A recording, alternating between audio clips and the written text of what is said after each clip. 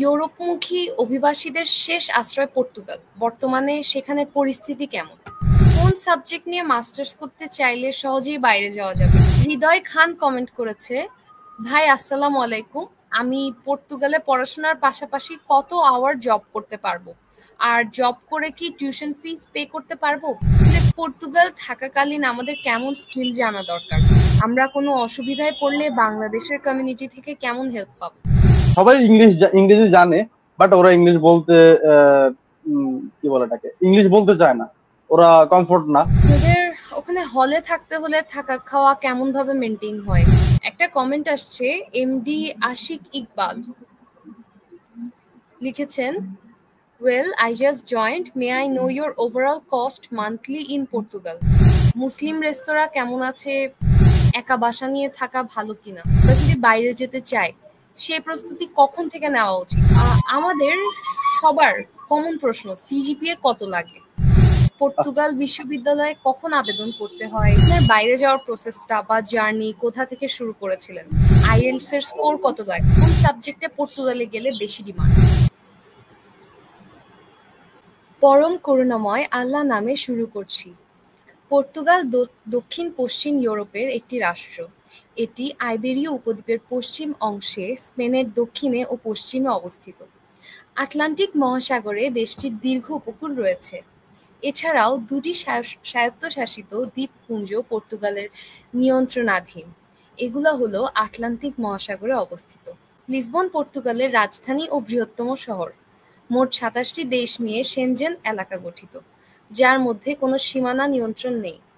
একটি Shenzhen visa দিয়ে আপনি আলাদা ভিসার জন্য আবেদন না করে এই সমস্ত দেশে যেতে পারেন। এই মুহূর্তে যে যেখানে বসে আমাদের লাইভটি দেখছেন এবং পরবর্তী দেখবেন, সকলকে আসসালামু আলাইকুম। আবারও হাজির হয়েছি সকলের প্রিয় লাইভ প্রোগ্রাম উসাব ক্যারিয়ার আড্ডা পর্ব ১৬ নিয়ে। আজকের লাইভের পুরো সময় জুড়ে আপনাদের সাথে থাকছি আমি মালিয়া বিনতে ইরশাদ। আর্মি বিশ্ববিদ্যালয়ের একমাত্র সম্মিলিত platform army university student alliance of Bangladesh, সংক্ষেপে উসাবের পক্ষ থেকে সবাইকে শুভেচ্ছা। আজকের ক্যারিয়ার আড্ডায় সেনজেন কান্ট্রিগুলোতে এবং পর্তুগাল সম্পর্কিত পড়াশোনা ও কর্মক্ষেত্রের বর্তমান অবস্থা নিয়ে জানার চেষ্টা করব। দর্শক, আজ আমাদের সাথে অতিথি হিসেবে উপস্থিত আছেন সাজ্জাদুল হাসান ওশিক। তিনি বর্তমানে হোটেলেরিয়া দি লিসবন বিশ্ববিদ্যালয়ে PGD in tourism management subject নিয়ে পড়াশোনা করছেন। তিনি Bangladesh army international university of science and technology, সংক্ষেপে বায়ুস্ট, কুমিল্লার কম্পিউটার সায়েন্স অ্যান্ড ইঞ্জিনিয়ারিং বিভাগের দ্বিতীয় ব্যাচের শিক্ষার্থী ছিলেন। উসাব ক্যারিয়ার আড্ডার ১৬তম লাইভ সেশন। সাজ্জাদুল ভাইয়া, আপনাকে স্বাগতম। Welcome to our 16th live session.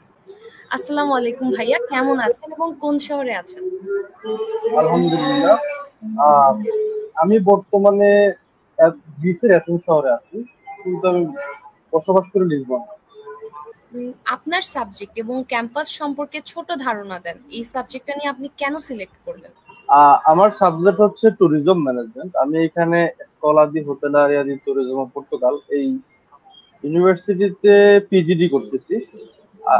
আমি যখন প্রথম আমার গ্রাজুয়েশন শেষ করি কম্পিউটার সায়েন্স এন্ড ইঞ্জিনিয়ারিং এ, দেন আমি মাস্টার্স করার জন্য কম্পিউটার সায়েন্সেই মাস্টার্স করার জন্য আমি আসি। সামহাউ তখন কিছু প্রবলেমের কারণে তখন হচ্ছে আমার ওই সাবজেক্টে পড়াশোনা কন্টিনিউ করা পসিবল হয় নাই। দেন আমি চিন্তা করলাম যে বর্তমানে ইউরোপে মোটামুটি 70-80% দেশে যে সাবজেক্টের বর্তমানে চাহিদা, এবং দ্য মেইন রিজন ইজ এইখানে ইউরোপের অর্থনীতির 70% ট্যুরিজমের উপর ডিপেন্ড করে।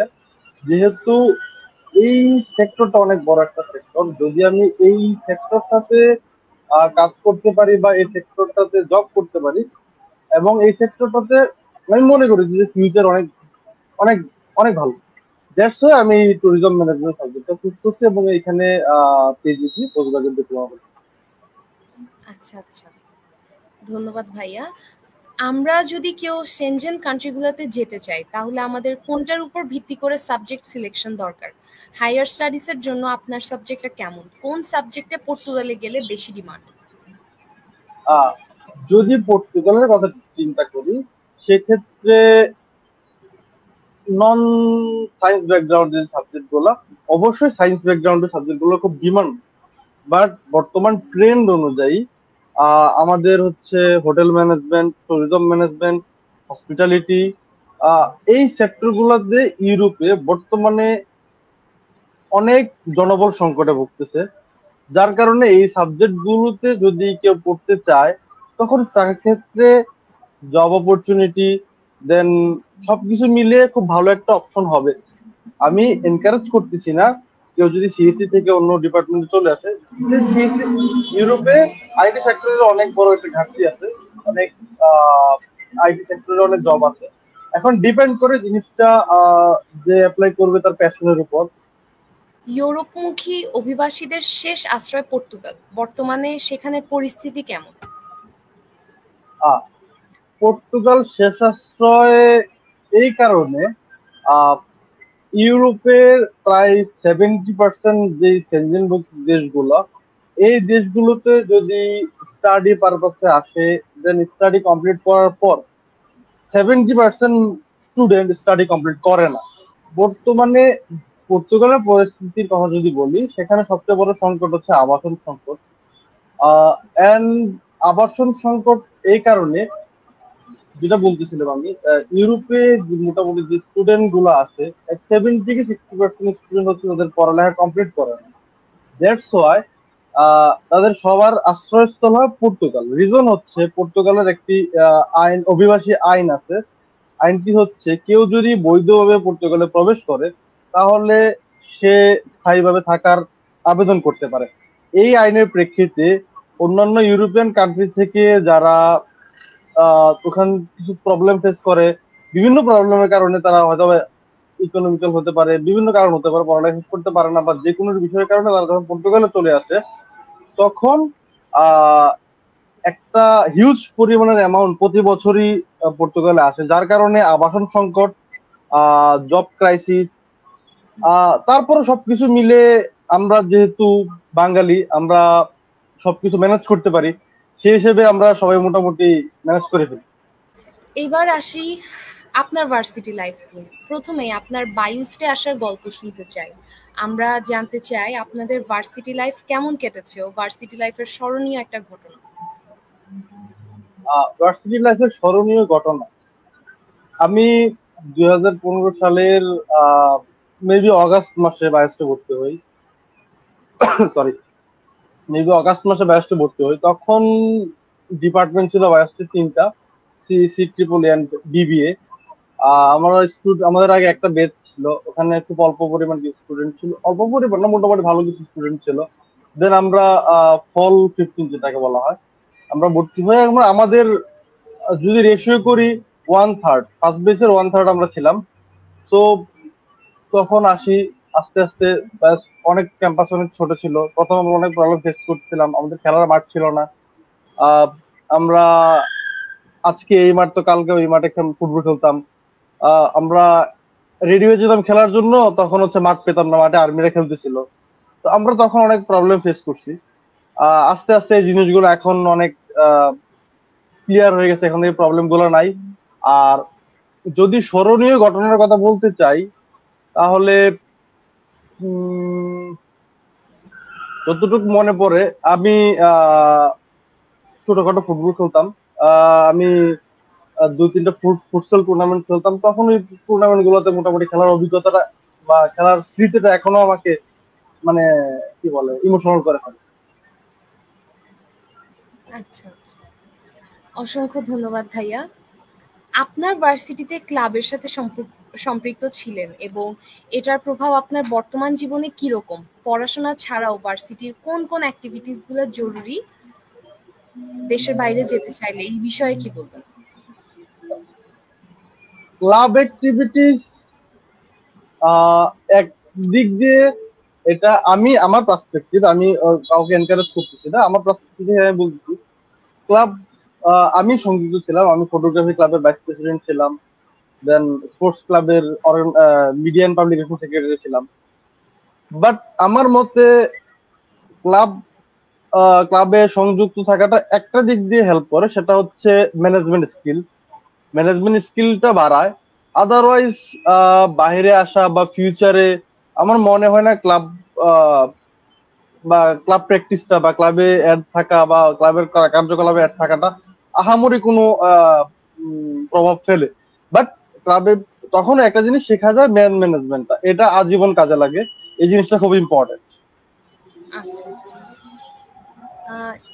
এরপর আপনার বাইরে যাওয়ার প্রসেসটা বা জার্নি কোথা থেকে শুরু করেছিলেন যদি আমাদের বলতেন তাহলে আমরা অনুপ্রাণিত হতাম। আইএলটিএস এর স্কোর কত লাগে?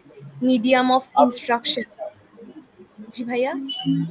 হ্যাঁ, আইএলটিএস এর স্কোর কত লাগে, তারপর medium of instruction, MOI certificate কি, আইএলটিএস এর পরিবর্তে এই সার্টিফিকেট একসেপ্ট করে, এই সম্পর্কে আমাদেরকে যদি ধারণা দিতেন। ওকে, অনেকগুলা কোশ্চেন একসাথে, আমি একটা একটা করে উত্তর দিচ্ছি। প্রথমত বলতেছি এমওআই কি। এমওআই এটা হচ্ছে মিডিয়াম অফ ইনস্ট্রাকশন। আপনি আপনার ব্যাচেলর লাইফ বা ব্যাচেলর স্টাডিটা কোন মিডিয়ামে পড়াশোনা করছেন, হতে পারে ইংলিশ, হতে পারে বাংলা, এটাকে বলা হয় মিডিয়াম অফ ইনস্ট্রাকশন। আপনি যখন গ্রাজুয়েশন কমপ্লিট করবেন তখন আপনার বিশ্ববিদ্যালয় থেকে আপনাকে একটা সার্টিফিকেট দিবে যে আপনি কোন মিডিয়ামে পড়াশোনা করছেন, এটাকে বলা হয় এমওআই। বা ইউরোপের অন অ্যাভারেজ 30 কি 40% ইউনিভার্সিটি এমওআই অ্যাকসেপ্ট করে। কম যদি আপনি আইএলটিএস এর সাথে কম্পেয়ার করেন, ওরা আইএলটিএস অবশ্যই সব জায়গায় অ্যাকসেপ্ট করে, বাট এমওআই একটা রিস্কি অপশন, সব ইউনিভার্সিটি অ্যাকসেপ্ট করে না। এবার আসি আইএলটিএস স্কোর কত লাগে। আইএলটিএস স্কোরটা ডিপেন্ড করে, ইউনিভার্সিটি টু ইউনিভার্সিটি ভেরি করে। অন এভারেজ 6.5 অর 6, মাস্টার্স এর ক্ষেত্রে 6.5-6 ইজ এনাফ।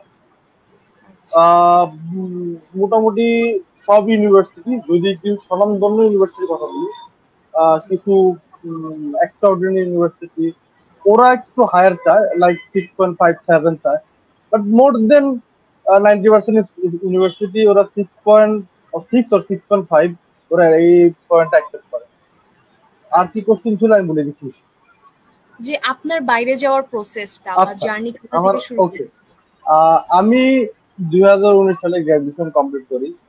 দেন আমি কিছু ছোটখাটো জব করে বাংলাদেশে। দেন একটা সার্টেন পিরিয়ড আমি মনে করলাম যে এইখানে আমি আমার যে গোল ছিল বা আমার যে লাইফের পার্সপেক্টিভ ছিল সেটা আমি অ্যাচিভ করতে পারবো না এই জায়গায়, বা সেটা আমার দ্বারা এখানে পসিবল না। তখন আমি চিন্তা করলাম কেন না আমি বাইরে অ্যাপ্লাই করি। দেন আমি খোঁজা শুরু করলাম যে কোথায় কোথায় অ্যাপ্লাই করা যায়। তখন আমি আইএলটিএস যাইনি, তখন আমি অন্য সাধারণ সবার মতোই চিন্তা করছিলাম এমওআই যেখানে অ্যাকসেপ্ট হয় এমওআই দিয়ে আমরা অ্যাপ্লাই করব। দেন আমি তখন দেখলাম যে এমওআই সব জায়গায় অ্যাকসেপ্ট করতেছে না, বিশেষ করে ইউরোপে অনেক জায়গায় অ্যাকসেপ্ট করতেছে না। আর যে জায়গায় অ্যাকসেপ্ট করে সেখানে আমি আমার কাঙ্ক্ষিত সাবজেক্ট পাচ্ছি না, সবকিছু মিলে ম্যাচ হচ্ছিল। তখন আমি আইএলটিএস দিলাম। দেওয়ার পর তখন মোটামুটি অনেকগুলো দরজা আমার জন্য খুলে গেল।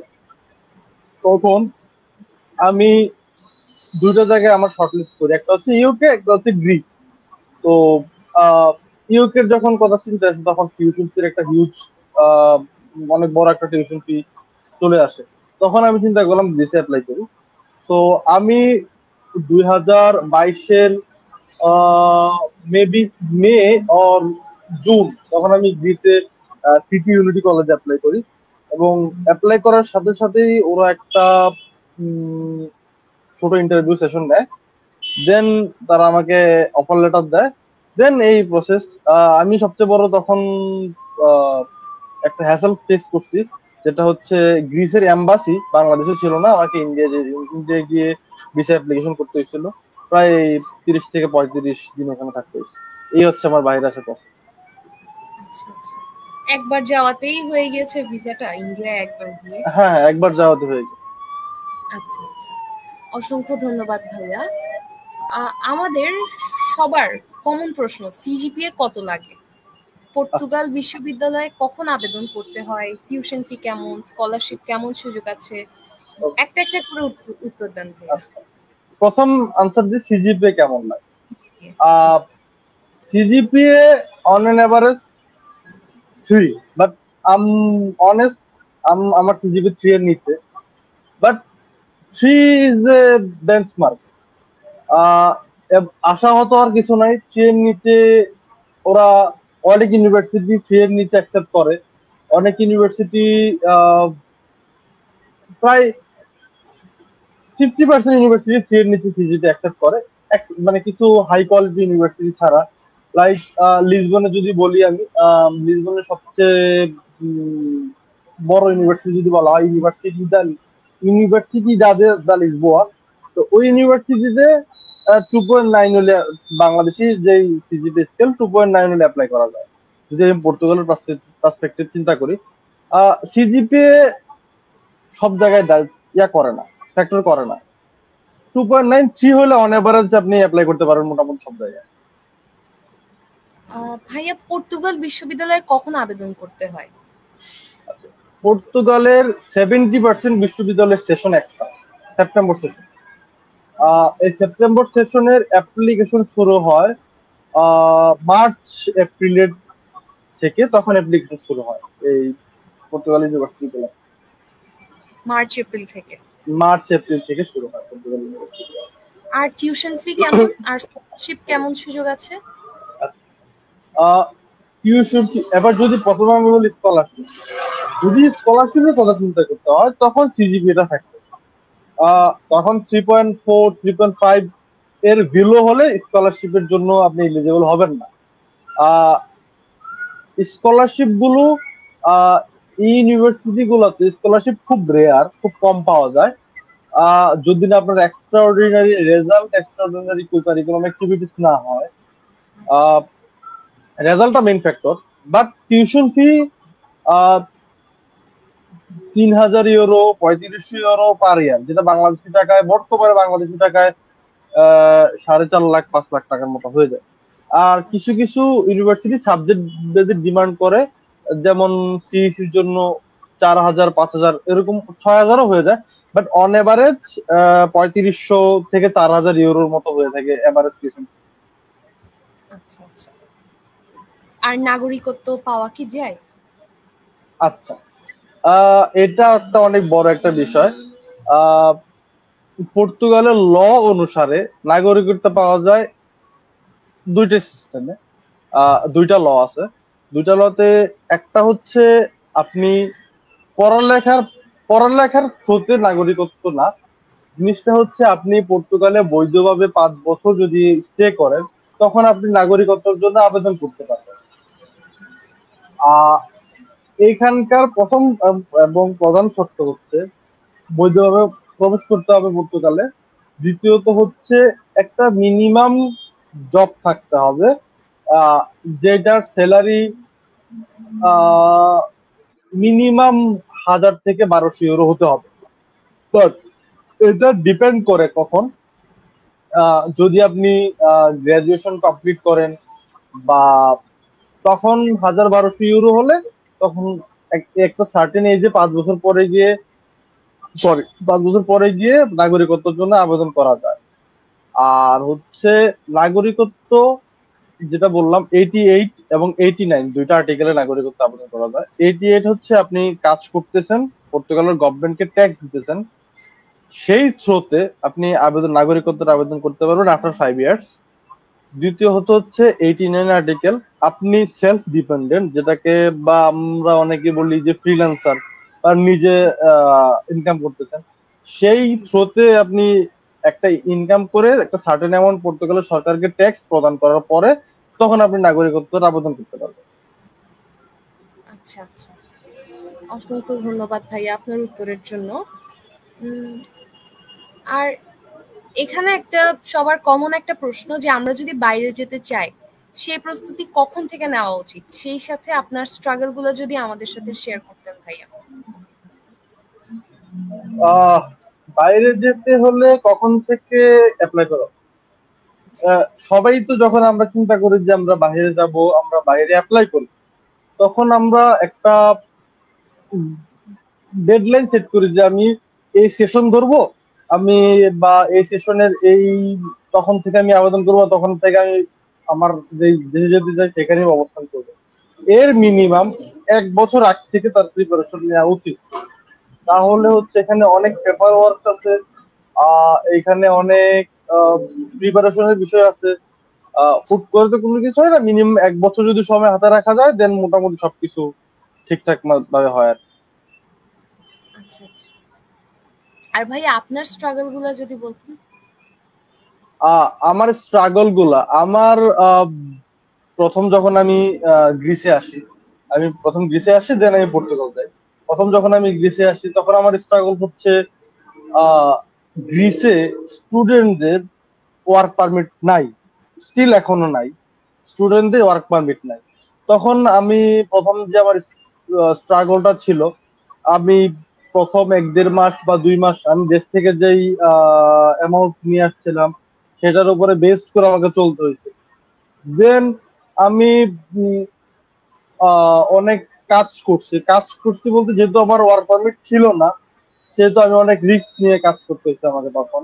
আহ, এটা একটা বড় একটা স্ট্রাগল ছিল। সবসময় আতঙ্কে থাকতে হতো যে আমার কি কখন কি হয়। তো এটা একটা স্ট্রাগল। আর পর্তুগালের যখন আমি ওখানে ইউনিভার্সিটিতে ভর্তি হওয়ার পর ইনিশিয়াল আমার যে পেমেন্ট বা ফিনান্সিয়াল, ওখানে যেহেতু জব ক্রাইসিস চলতেছে, স্টিল চলতেছে জব ক্রাইসিস, তখন ফিনান্সিয়াল দিক দিয়ে কিছু স্ট্রাগল করতে হয়েছে।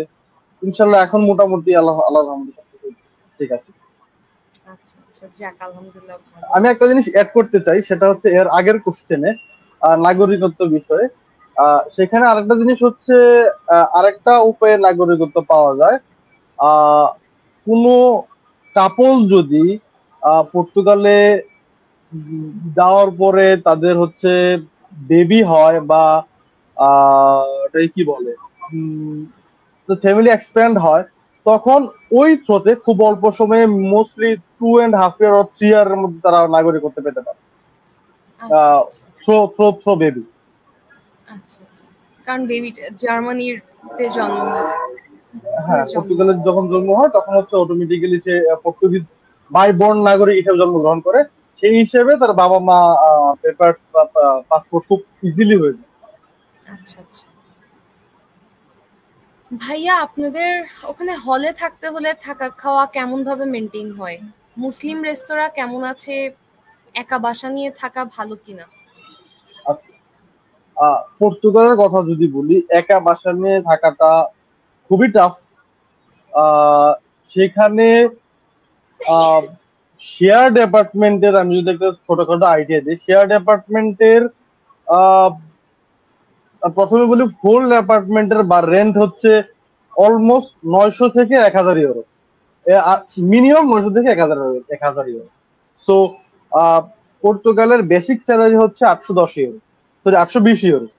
এখন কেউ যদি একা বাসা নিয়ে থাকতে চায়, তার ইনকামের যে টাকাটা পুরোটাই তার হচ্ছে রেন্টে চলে যাচ্ছে। একা বাসা নিয়ে পর্তুগালে থাকা পসিবল না। দ্বিতীয়ত হচ্ছে অবশ্যই শেয়ার অ্যাপার্টমেন্টে থাকা লাগবে, অথবা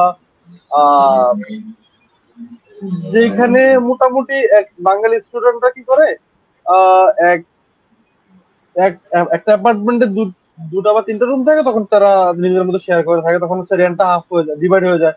সেটা একটা প্লাস পয়েন্ট। এখন আর যদি বলি বাঙালি খাবার দাবার, পর্তুগালের রেস্টুরেন্ট সেক্টরের 40% বাংলাদেশিদের দখল। সো বাংলাদেশি খাবার বা বাংলাদেশি আইটেম এগুলো নিয়ে কখনোই কোনো টেনশন করার কিছু নাই। পর্তুগালে মোটামুটি বাঙালি কমিউনিটি অনেক স্ট্রং। দ্যাটস ওয়াই বাঙালি দোকান থেকে শুরু করে, আপনি যদি পর্তুগিজ না জানেন, আপনার চলতে কোনো অসুবিধা হবে না। হচ্ছে প্রতি 100 থেকে 150 মিটার পর পরে একটা বাঙালি দোকান পাবেন আপনি।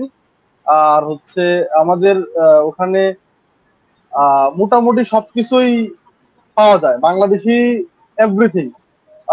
পানিপুরি, বেলপুরি থেকে শুরু করে, চটপটি থেকে শুরু করে সবকিছু পাওয়া যায় পর্তুগালে। জালমুড়ি থেকে ইভেন জালমুড়ি, মোটামুটি সবকিছু পাওয়া যায়। আরেকটা কোশ্চেন ছিল ডর্ম। ডর্মে কস্ট একটু বেশি হয়। মান্থলি 1500 থেকে 1600 ইউরো ইনক্লুডিং ফুড কস্ট হয়ে যায়, যার কারণে কোনো বাঙালি স্টুডেন্ট ডর্মে থাকতে চায় না, বাঙালি কোনো স্টুডেন্ট ডর্মে থাকেও না। চিকিৎসা ব্যবস্থা কেমন? চিকিৎসার ব্যবস্থা খুব আধুনিক, মোটামুটি ফুল মেডিকেল ফ্রি উইদাউট মেডিসিন। ওখানে পর্তুগালের যে একটা নাগরিক নাম্বার থাকে চিকিৎসার জন্য, একটা চিকিৎসার নাম্বার থাকে, ওটাকে বলা হয় এসএমএস নাম্বার। এই নাম্বারটা থাকলে একটা ইনিশিয়াল ফি লাইক 10 ইউরো বা 15 ইউরো ইনিশিয়াল ফি দিয়ে আপনি সব ধরনের চিকিৎসা করে ফেলতে পারবেন। আপনার যদি মেজর কোনো অপারেশনও লাগে সেটাও আপনি করতে পারবেন, কোনো প্রবলেম নাই। বাট মেডিসিনের ক্ষেত্রে তখন কিনা লাগে, মেডিসিনটা একটা পার্ট ডিসকাউন্ট দেওয়া হয়, বাকিটা কিনা লাগে। চিকিৎসার ব্যবস্থা খুবই উন্নত। আর ওদের কালচারের সাথে আমাদের মিল কতটুকু? আপনি কিভাবে মানিয়ে নিয়েছেন বা এখনো মানিয়ে নিতে পারছেন? ওকে, ওদের কালচারের সাথে আমাদের সম্পূর্ণই অমিল, কোনো মিল নাই। আমাদের মানে নিতে হয়েছে, রিজনটা হচ্ছে পর্তুগিজরা খুবই কঠোর প্রকৃতির পর্তুগিজ। ওদের কথা হচ্ছে আপনি যদি পর্তুগালে থাকতে চান তাহলে আপনাকে প্রথমত পর্তুগিজ ভাষা শিখতে হবে। কাজের ক্ষেত্রে যদি আপনি কোনো বাঙালি কাজ না করেন, বাঙালির আন্ডারে কাজ না করেন, পর্তুগিজ আন্ডারে কাজ করে আপনাকে মাস্ট বি পর্তুগিজ শিখতে হবে। আর ওরা হচ্ছে সবাই ইংরেজি জানে, বাট ওরা ইংলিশ বলতে কি বলে এটাকে, ইংলিশ বলতে চায় না, ওরা কমফোর্ট না, জানলেও বলতে চায় না। ওরা এই জিনিসটা নিয়ে খুব কট্টর। আর ওদের আমাদের কিছু অনেক বদ অভ্যাস আছে যেগুলো ওরা পছন্দ করে না। মেনলি যখন আমরা আমরা বাঙালিরা হচ্ছে খুব মশলা জাতীয় ফুড খেতে পছন্দ করি, যেটা আমি যতটুকু জানি শুধু পর্তুগাল না, পুরো ইউরোপের মানুষ এরা অপছন্দ করে। আমরা যখন বাসা থেকে বেরো, যখন আমাদের ড্রেসে একটা স্মেল বের হয়, যে জিনিসটা ওরা নিতে পারে না। সেজন্য স্টিল এখনো কিছু বয়স্ক পর্তুগিজ বা আমি যদি গ্রিসের কথা বলি, কিছু বয়স্ক গ্রিক যারা অনেক পুরাতন জেনারেশন, ওল্ড জেনারেশন, ওরা আমাদেরকে দেখলে এড়িয়ে চলে। মানে আমাদেরকে ওরা মানে ওভাবে ডেসক্রাইব করে যে আমরা হচ্ছি ডার্ক স্কিন, ব্রাউন স্কিন। আমরা ব্রাউন স্কিন দেখলে ওরা আমাদেরকে অ্যাভয়েড করে চলে। হ্যাঁ, ওরা রেসিজম ওভাবে রেসিজমের অন্যদিক দিয়ে না, বাট আমাদের থেকে অ্যাভয়েড করে চলে। আর আরেকটা জিনিস হচ্ছে পর্তুগালের ক্ষেত্রে ফুটবলটা অনেক বড় একটা ইস্যু। প্রত্যেকটা জায়গায় ফুটবলকে হাইলাইট করা হয়। যদি আপনি পর্তুগালে থাকেন এবং পর্তুগালের কোনো ক্লাব সাপোর্ট না করেন বা পর্তুগালের কোনো ক্লাব সম্পর্কে না জানেন, ওরা আপনাকে অনেক হেয় প্রতিপন্ন করবে সব জায়গায়। এটা অনেক বড় একটা ইস্যু। তারা মনে করে যে ফুটবল ফলো না করা ইজ এ ক্রাইম। এন্ড খাবার দাবার মোটামুটি, আর এরা মোটামুটি ফ্রেন্ডলি।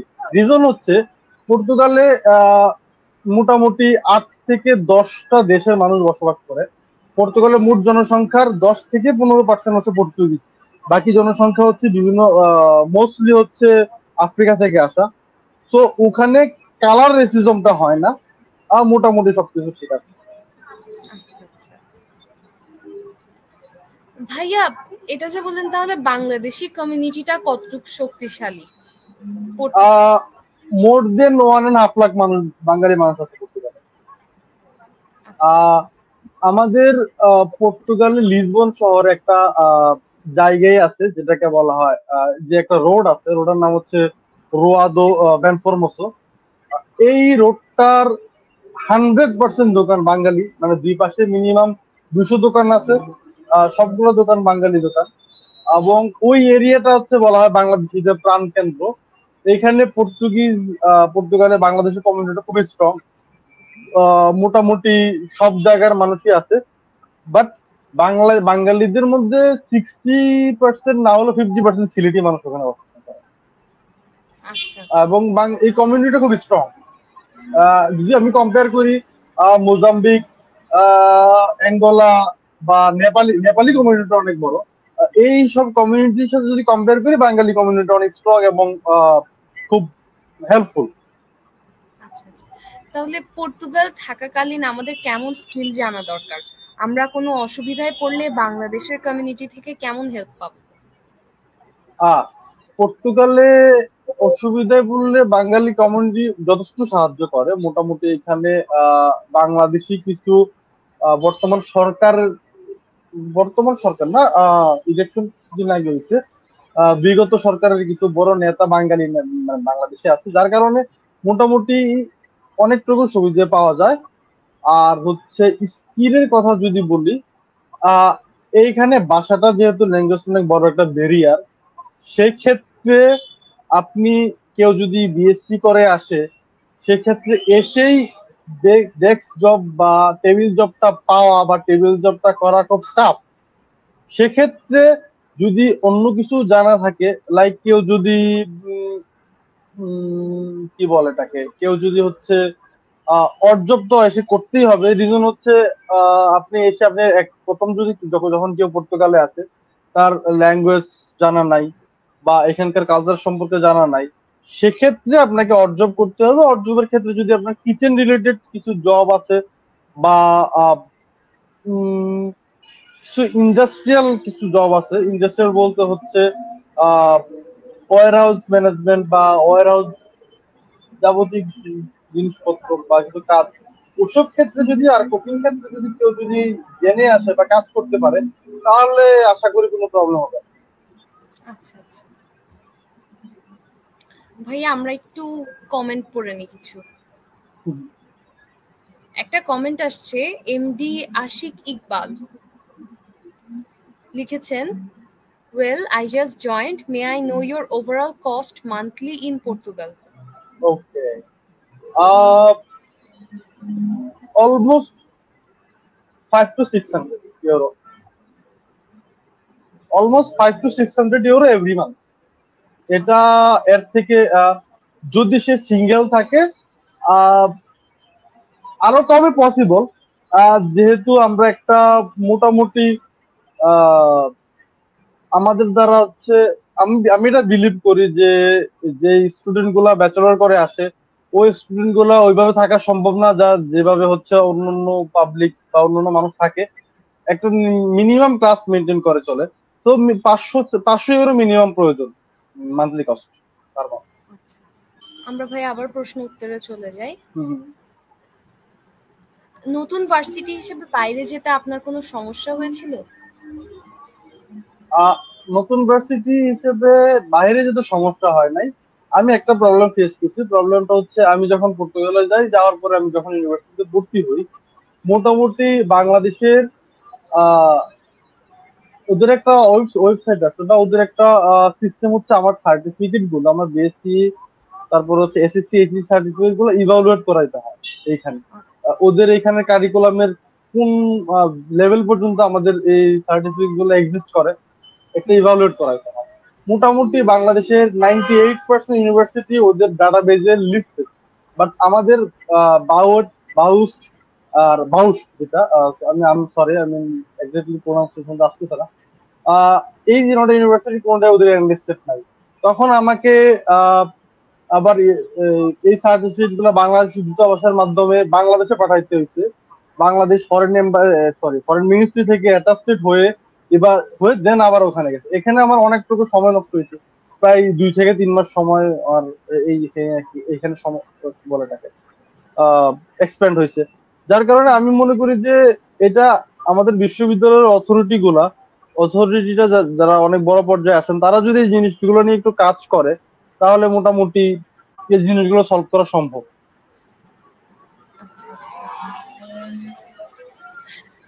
ভাই, আমাদের আরেকটা কমেন্ট আসছে, আমরা এই কমেন্টটা একটু নিয়ে নেই।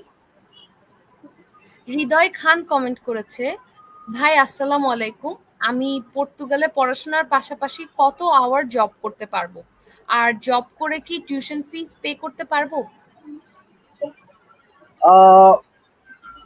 পড়াশোনার পাশাপাশি যদি জব করার কথা বলি, জব করার পর্তুগালে কোনো লিমিটেশন নাই, কোনো আওয়ার লিমিট নাই।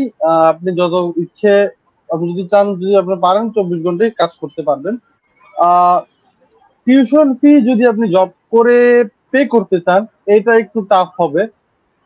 মোটামুটি একটা সাপোর্ট ছাড়া শুধু টিউশন ফির উপর ডিপেন্ড করে, সরি শুধু আর্নিং এর উপর ডিপেন্ড করে টিউশন ফিটা পে করে আমার মনে হয় না পসিবল।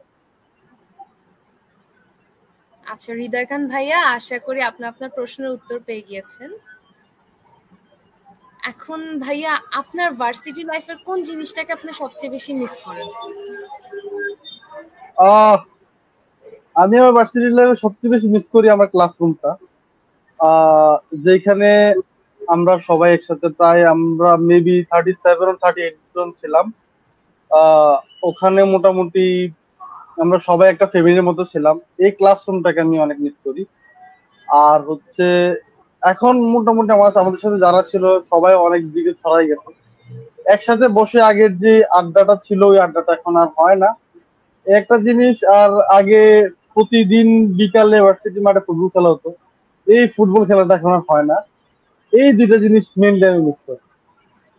আচ্ছা ভাইয়া, কোন সাবজেক্ট নিয়ে মাস্টার্স করতে চাইলে সহজেই বাইরে যাওয়া যাবে, এমন কিছু কি আছে? আমি মনে করি না। কারণ হচ্ছে সাবজেক্টটা হচ্ছে প্রত্যেকটা স্টুডেন্টের একটা পেশন। যার যেই সাবজেক্টটা ভালো লাগে বা যেই সাবজেক্টটাতে পড়তে যেই আগ্রহী বা যে যে দিক থেকে ড্রিভেন, সেই সাবজেক্টটা পড়তে চায়। এখন মোটামুটি সব সাবজেক্টের অপরচুনিটি আছে। আমি বলবো না এই সাবজেক্ট পড়লে ওখানে ভালো করা যাবে না, মোটামুটি সব সাবজেক্ট, কোনো সাবজেক্টই খারাপ না যদি আপনি ওই সাবজেক্টটাকে নিজেকে স্টাবলিশ করতে পারেন।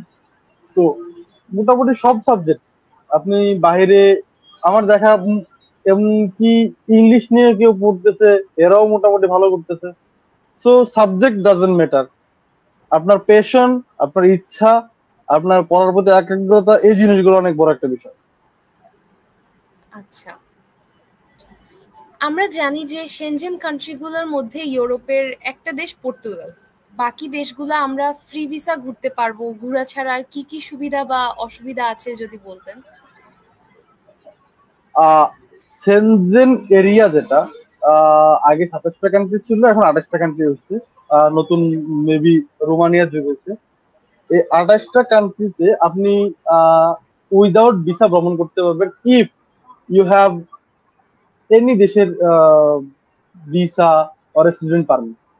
আর যদি রেসিডেন্ট পারমিট থাকে আপনি সেনজেনের সবগুলো দেশে ভিজিট করতে পারবেন এবং সর্বোচ্চ 90 দিন থাকতে পারবেন একটানা। এবং এই 90 দিনের মধ্যে আপনি কোনো কাজ করতে পারবেন না, আমরা কাজ করার কোনো পারমিশন নেই। শুধু ভ্রমণ করতে পারবেন এবং মোটামুটি সবগুলো দেশেই ঘুরতে পারবেন। যেহেতু ভাইয়া ইউরোপ আপনার অনেক সুন্দর, ইউরোপ অনেক সুন্দর, মোটামুটি প্রত্যেকটা দেশই একটা আলাদা একটা সুন্দরত্ব আছে। তো মোটামুটি সবাই ঘুরতে যায়। হ্যাঁ, ঠিক। ভাইয়া, আপনার ভবিষ্যৎ পরিকল্পনা কি? আহ ভবিষ্যৎ পরিকল্পনা হচ্ছে,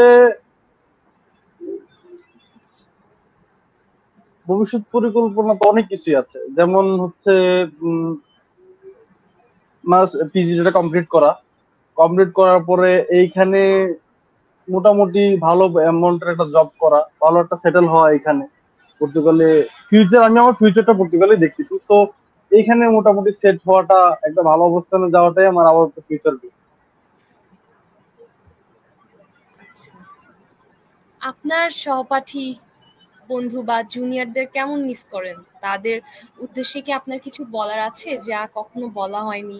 এমন কিছু থাকলে বলতে পারেন, বা সবার উদ্দেশ্য নিয়ে কিছু বলতে পারেন।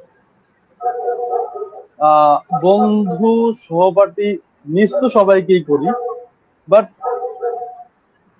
যদি এমন কিছু বলতে চাই, বন্ধুদেরকে যদি বলি, যদি আবার কোনো একদিন সময় হয় একসাথে বসে আবার আড্ডা দিতে পারতাম, ভার্সিটির ক্যান্টিনে বসে আড্ডা দিতে পারতাম। যদি সময় হয় ইনশাল্লাহ কোনোদিন দিব। আর ছোট ভাইদেরকে যদি ছোট ভাইদেরকে যদি বলি, আহ বলি আমার তার জন্য সবসময় দোয়া করি যেন তারা তাদের লাইফে সবসময় গ্রো করে, গ্রো করে। অ্যান্ড তাদের যদি ফিউচারে কোনো প্রবলেম হয় বা যদি প্রয়োজন মনে করে যে সেখানে গিয়ে আমাকে প্রয়োজন বা কোনো সহায়তা বা হেল্প করতে পারি তাদের জন্য, অবশ্যই আমি তাদের জন্য হেল্প করতে মানে সবসময় সদা প্রস্তুত। আচ্ছা ভাইয়া, আর একটা কমেন্ট নিব আমরা। হুম হুম হুম। তামজিদুর রহমান জিলান লিখেছেন, আমি কিভাবে পর্তুগালের রেসিডেন্ট কার্ড পেতে পারি? আমি তো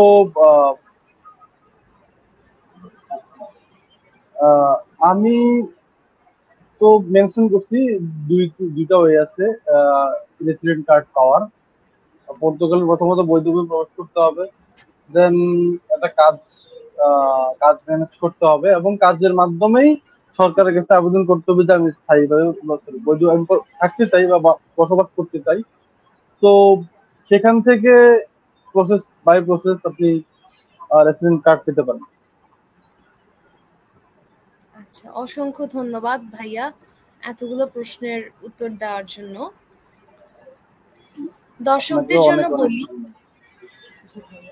দর্শকদের জন্য বলি উসাব আর্মি সব বিশ্ববিদ্যালয়ে চিন্তা করে উসাব ক্যারিয়ার লাইফ আড্ডা ধারাবাহিক লাইভ চালু রাখছে। ক্যাম্পাসের সিনিয়র ভাইয়া আপু বা স্যারদের লাইভের মাধ্যমে অভিজ্ঞতা এবং গল্প সম্পর্কে জানতে পারবো, যেন আমরা অনুজরা দিক নির্দেশনা পাই। কোনো স্যার ম্যাম বা সিনিয়র ভাইয়া আপু লাইভে এসে দিক নির্দেশনা দিতে চান, আমাদের পেজে বা উসাব টিমের যে কোনো মেম্বারকে জানাবেন। টিম মেম্বাররা প্রতিনিয়ত ইনভাইটেশন প্রক্রিয়া চলমান রাখছেন। উসাবের সাথে যে কোনো আর্মি বিশ্ববিদ্যালয়ের শিক্ষার্থী টিমে জয়েন হয়ে কাজ করতে পারবেন। মেইল ঠিকানা নিচে স্ক্রিনে দেখানো হচ্ছে, আপনারা এই ঠিকানায় মেইল করবেন। দর্শক, দেখতে দেখতে আমরা অনুষ্ঠানের একেবারে শেষ প্রান্তে চলে এসেছি। ভাইয়ার কাছে আমার শেষ প্রশ্ন,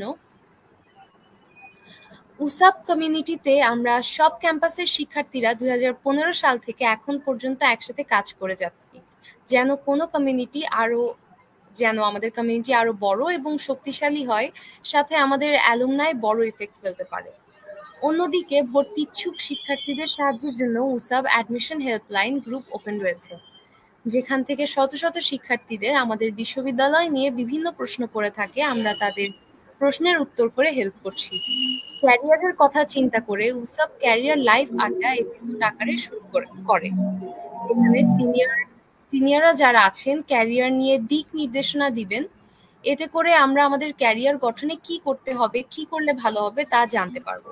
যারা ধারাবাহিকতায় আজ 16 নম্বর লাইভ চলমান, এই সম্পর্কে আপনার অভিমত জানাবেন এবং আমাদের এই কমিউনিটিতে আমরা কিভাবে এগিয়ে গেলে আরো ভালো কিছু করা সম্ভব, ছোট করে যদি একটু বলতেন।